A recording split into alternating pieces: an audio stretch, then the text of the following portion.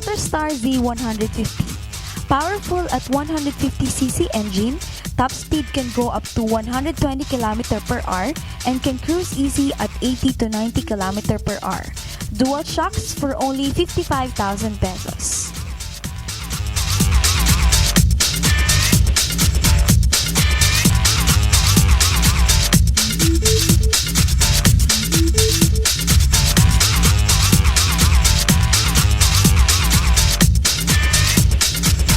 Good afternoon, Cicloista. Nandito po tayo kasama nating rider. Sir, anong name niyo po? Zeus. Yung real name, sir. Jose Marie Malyari. Sir, tanong ko lang sana kung anong brand po ng motor ang gamit niyo ngayon. Zongshin Z1. Motorstar. MotorStar. So, sir, magkano po niyo nakakuha or nabili yung motor niyo? Kung bibili mo siya ng cash, 55,000. Kung installment naman, 10,000 yung down. Tapos kung 2 years mo kukunin, roughly nasa 3,2 yung monthly niya. Tapos syempre may discount ka pa kapag mas maaga ka nagbayad. So, just want to ask sir the quality. Kung nung nabili mo yung motor, kumusta po yung quality niya? Quality-wise, maganda siya for 55,000 kasi bang for the buck eh. Una, yung hindi tipid yung quality ng plastic materials. Yung tangke mo, medyo solid na steel. Tapos, yung mga maliliit na details like yung speedo panel, digital panels, malaking bagay. So, all in all, kung sulit siya for 55,000. Considering na 150cc siya, touring bike, hindi na masama. So, how about the consumption, sir, ng gasoline? Consumption, kumpara sa 150cc's, matipid na siya. Tapos syempre, di ba, nasa driving habit din naman yan eh. Pero matipid na siya kung sa matipid. Averaging from anywhere from 32 to 42 kilometers per liter.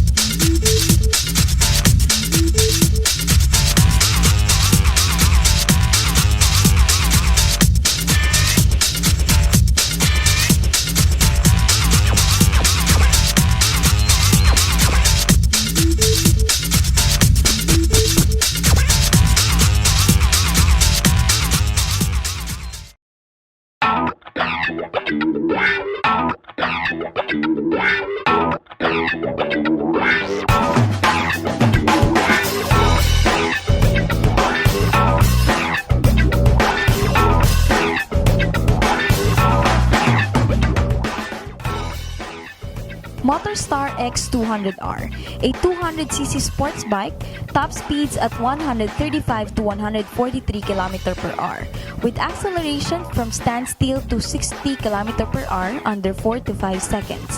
Fuel consumption is up to 32 to 35 km per liter and has monoshock suspension, and you can have this for only 60,000 pesos.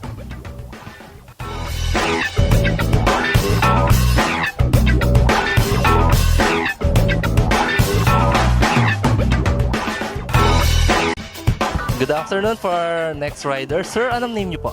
Jude. Jude ano po? Jude Labitigan. Anong brand na motor ang hawak niyo ngayon, sir? Ang motor ko ngayon, yung X200 ng Motorstar. Sir, magkano po sa market ang price ng motor niyo? Cash ngayon ng X200R, alam ko nasa 60,000 cash. So, sir, ano pong masasabi niyo sa quality na motor na gamit niyo ngayon? Well, yung motor ko naman ngayon, masasabi ko lang na nagagampanan naman niya yung tungkulin niya bilang motor ko. So, siguro nasa pag-aalaga na lang yun para kung paano yung balik ng performance ng motor mo, bibigay talaga niya pag aalagaan mo siya. So, last question, sir.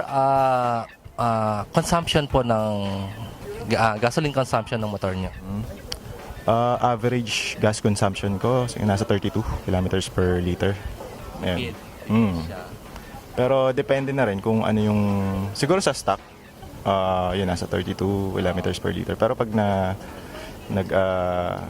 dagdag ka ng something like yung muffler mo, kasi bawas talaga yun. Pag masyadong open siya, talagang magbabawas siya ng gas consumption. Magiging siguro nasa 28 na lang.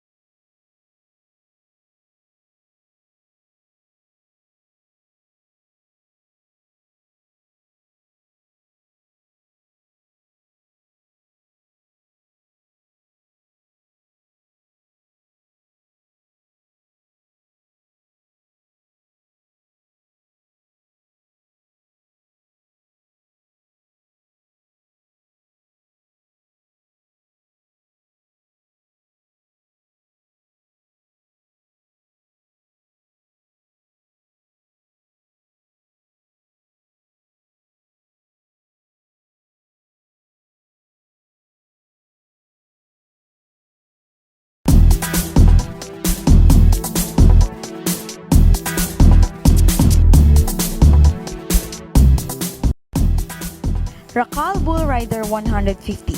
Affordable at 68,000 pesos with its 150cc single-cylinder engine and can top at 125 km per hour with its acceleration of 0 to 60 km per hour under 5 seconds.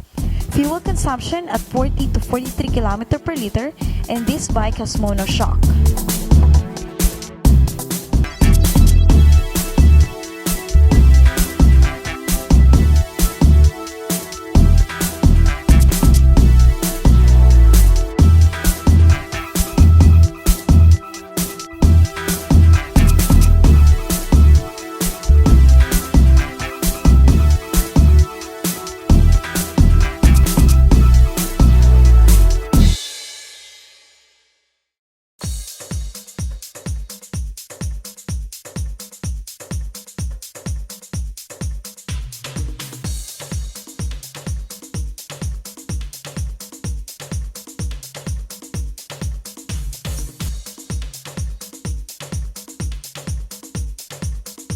SYM RKS 150. You can get this great bike for only 63,000 pesos. Engine boost at 150cc single cylinder that packs 12 horsepower that can peak at 125 km per hour and can reach 60 km per hour from standstill under 6 seconds. Gives out 43 to 48 km per liter.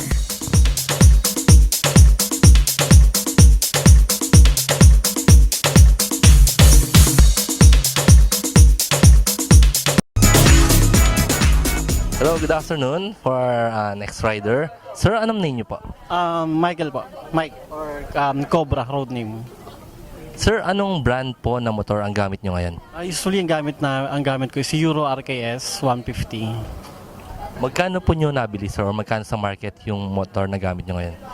Nung nakuha ko yung unit ko, nasa 62 siya eh. 62,900 ang pinaka total price niya. So, how about the quality or performance naman po ng motor? Actually, as of now, maganda naman siya. Pero actually yung sa lahat kasi sa lahat ng motor, before kasi ibang brand ang gamit ko. So nung nakuha ko yung RKS 150, good performance naman siya para sa akin eh. Kasi mas maganda, mas convenient siya. Lalo na yung handling kasi una-una lalo na sa rider, handling ang importante kasi yung madaling i-drive. How about the fuel consumption po ng motor na gamit niyo po ngayon? Yun ang isa pa ding mas maganda sa RKS kasi yung RKS kasi namin usually nasa nasa 43 kilometers per liter siya. So talagang tipid ang RKS na.